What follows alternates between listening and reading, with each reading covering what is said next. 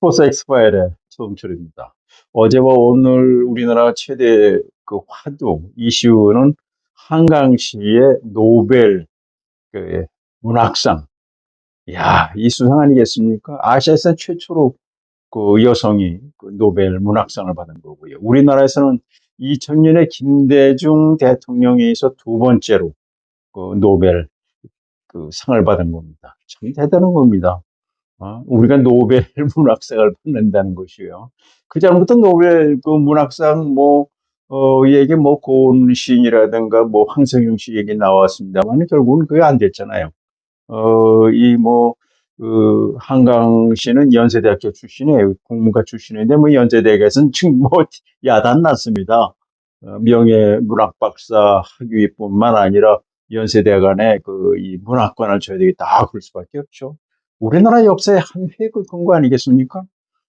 저도 같은 동문으로서 정말 얼마나 기분 좋은지 말이죠. 우리나라 민족은 굉장히 탁월한 우수한 민족이라는 말씀을 제가 여러 번 드렸잖아요. 제가 얘기하는 게 외국 기자들이 코리안 익셀런트 카운트리라는 얘기를 많이 했다는 말씀 드리지 않았습니까?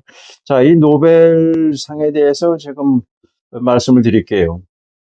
이 노벨 씨는 스웨덴 분입니다. 1896년에 세상을 떠납니다. 그때 그분 노벨 씨가 다이너마이트를 발명해가지고 엄청난 돈을 벌어요. 그리고 1896년 그리스 아테네 제1회 올림픽이 열렸던 해거든요. 세상을 떠나면서 자기의 그 많은 재산을 사회, 인류 복지에 많은 공헌한 6개 분야의 기여한 분에게 상을 줘라. 세상은 이제 12월 10일 날 세상을 떠나요. 그래서 노벨 상은 12월 10일 날 이렇게 수여하게 되어 있습니다. 6개 분야가 있습니다. 지금 한강 씨가 받은 문학상, 그다음에 평화상, 경제학상, 그러니까 인문계죠. 그다음에 이공계는 물리화학, 의학 이렇게 6개 분야. 그런 상금이 한 13억 4천만 원인데 세금이 없습니다. 국가나 지방자치단체가 이렇게 주는 곳은요, 세금이 없다고 그래요. 하여튼, 한강 씨의 이 노벨 문학상 참 축하할 만한 일이고요. 이 경제에도 엄청난 도움이 될 거예요. 그럼 벌써 한강 씨가 쓴 책들이, 소설 책들이 아주 불티나게 좀 없어서, 지금 판매를 못 한다는데, 아마 한강 씨의 노벨 수상에 돼가지고 아주 한강 씨와 같은 그런 아주 세계적인 그런 문학이 나오지 않을까. 부모님도 그렇고, 오빠도 그렇고, 다 문학이더만요. 정말 기분 좋은 어제 오늘이 아니었던가, 이렇게 생각이 됩니다. 경제에도 엄청난 이 효과가 있을 거예요. 우리나라가 말이죠. 물론 대기업은, 상품을 팔아가지고, 제조해가지고 엄청난 이 경제적 효과를 합니다만은, 우리나라 역사에 그렇게 개인이나 그런 특별한 성적을 내서 한 것이 4번 있습니다. 2010년 밴쿠버 동계올림픽 대회 때 김연아 선수가 228.56점으로 피겨 사상 최고의 점수로 완벽한 연기를 했을 때 경적가가 5조 원이라고 했잖아요. 그래서 2010년 자크로케 IOC 위원장이 IOC 전설 경제가가 5조 원이었어요. 두 번째가 누구냐? 손흥민 선수가 2019년 12월 8일 번니와의 경기 때 72m를 13초에 7명의 수비제 치고 골 넣은 것이 원더골. 국제축구협회이 1년에 딱 한 사람, 한 선수에게 주는 상을 받잖아요. 푸스카스상. 그때 경제효과가 2조 원.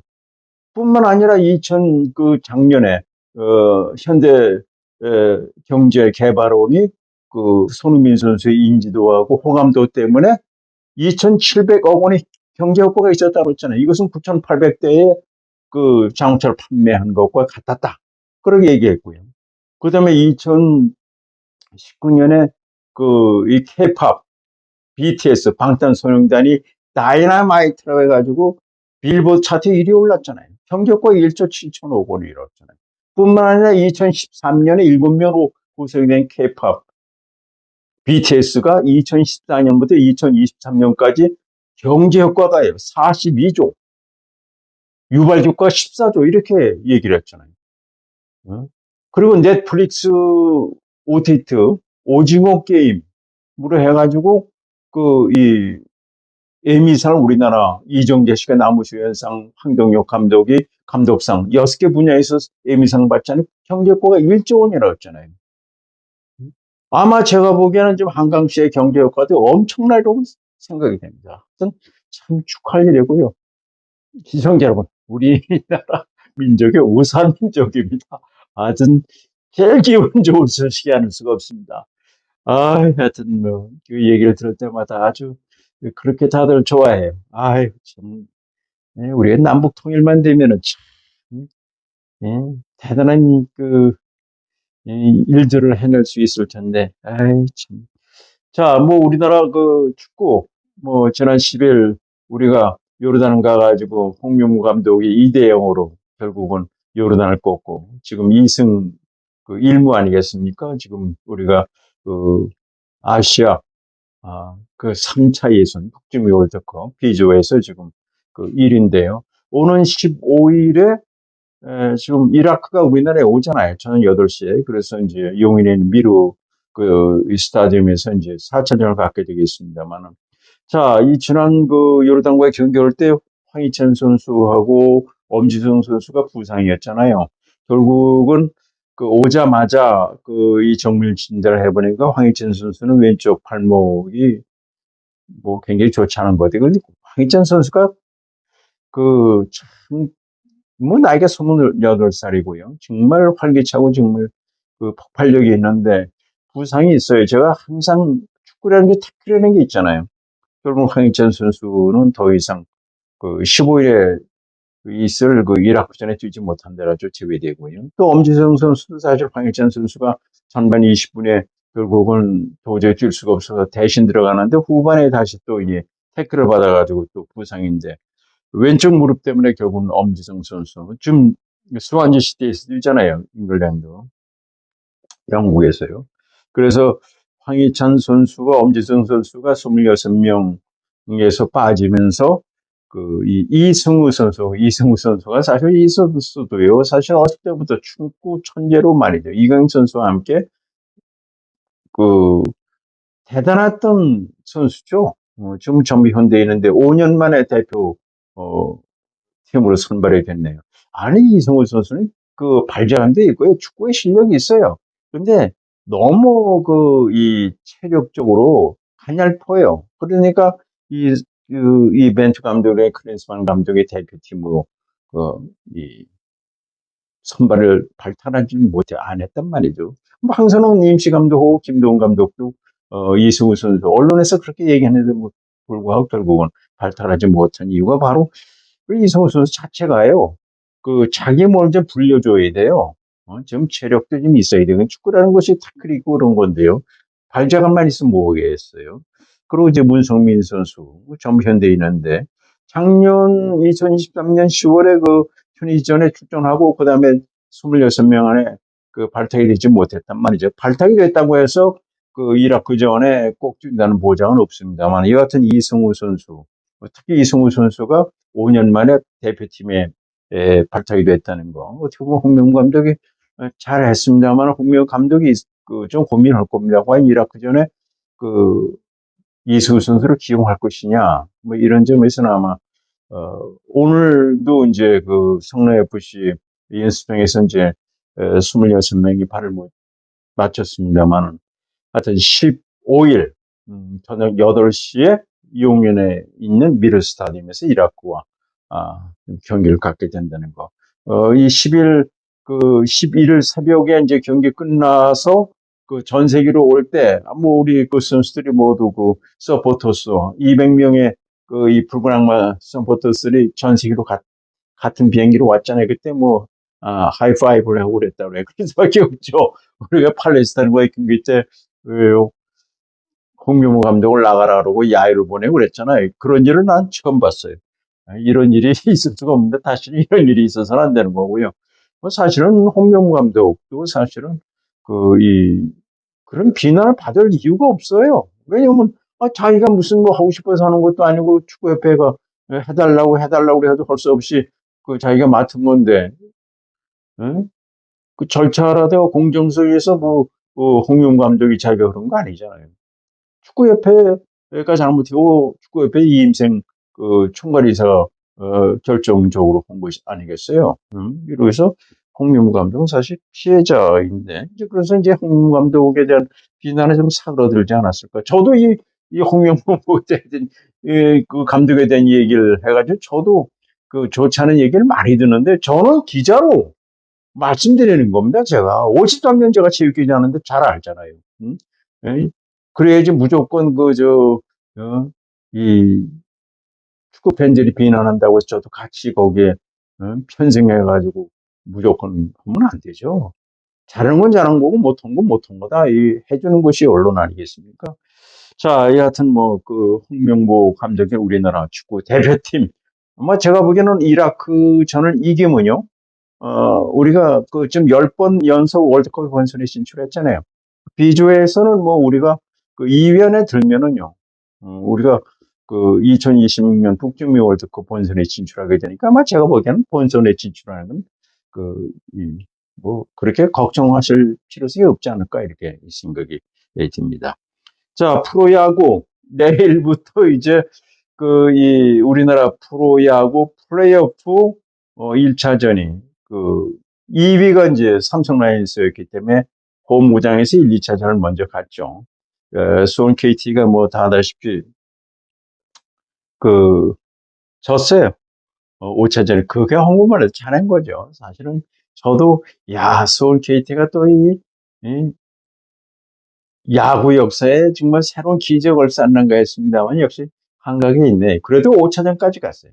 5위 결정전에서 SSG를 잡고 와일드 카드는 두산을 잡고 그다음에 이 3위를 차지한 LG 트윈스와 5차전까지 갔다는 거 잘했어요. 그러나 역시 제가 보기에는 1대4로 결국은 졌잖아요. LG 트윈스가 결국은 4대1로 이겼는데 실책이 또 있더라고요. 실책이.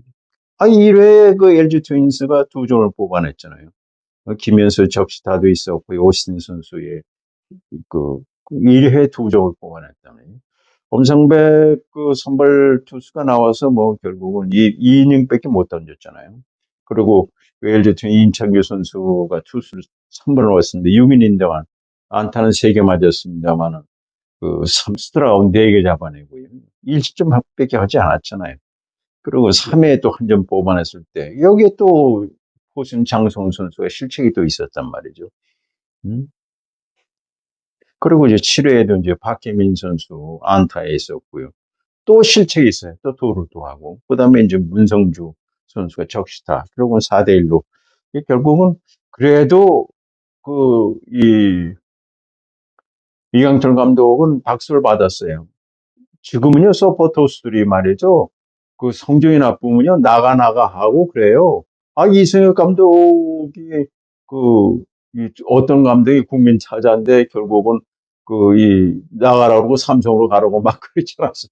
그건 달라졌는데, 여하튼, 이강철 감독은, 수원, KT 서포터스로 박수를 받았어요. 잘했어요. 제가 보기에는. 이것도 우리나라 프로야구의 하나의 족적을 남긴 것이 아닌가 생각됩니다. 자, 이제 문제는 내일 오후 2시부터 이제 대구에서 열리는 프로야구, 2위를 차지한 삼성 라이온스 대 3위를 친 LG 트윈스가 오전 3승제로 펼쳐집니다. 내일과 모레, 2시부터 열립니다만은, 자, 이제 금년 16번 경기를 하는데 아직 비슷해요. 8승 7무, 8승 7패 1무. 비슷하죠? 8승 7패 1무에 삼성 라이온스가 조금 우세해요. 그러니까 뭐 비슷하다고 볼 수 있겠는데요. 자, 이래서, 그리고 22년 만에 대결합니다. 2002년에 한국 시리즈 맞붙었죠. 한국 시리즈. 그리고 결국은 4승 2패로 그때 당시에 삼성 라이온스가 이제 우승을 차지하는데 그때 감독이 야신이라 김성근 감독이 있을 때입니다. 그때 뭐 이승엽 선수가 그때 홈런 타자, 마형 선수 있을 때거든요. 자, 22년 만에 이제 이 한국 시리즈 진출을 위해서 맞대결로 이제 하게 되는데 또 관심인데, 자, 이미 뭐 한국 시리즈는 이 기아가 올라가 있잖아요. 기아가 22일부터 지켜보고 있습니다. 5차전까지 가기를 기대하겠죠. 기아로서는. 자, 하여튼 LG 트윈스는 선발로 최원태 선수를 내세웠고요. 그다음에 삼성 라이언스는 레이스 선수를 세웠네요. 정규 시즌에 11승 4패에 3.81. 아, 3.81은 괜찮습니다. LG와의 경기 때는 두 번 나와지 1승에 3.60의 자책 방어이다. 이렇게 말씀드리겠습니다. 여튼, 자, 내일부터는 국내 프로야구, 플레이오프 오전 3선승제, 삼성 라이온스 대 LG 트윈스 경기가 벌어진다는 말씀드리겠습니다. 자, 하여튼, 한강 씨의 노벨 문학상 수상, 생각만 해도 아주 기분이 좋습니다. 우리나라 민족은 우수한 민족입니다. 시청자는 무조건 그래도 건강이 최고입니다.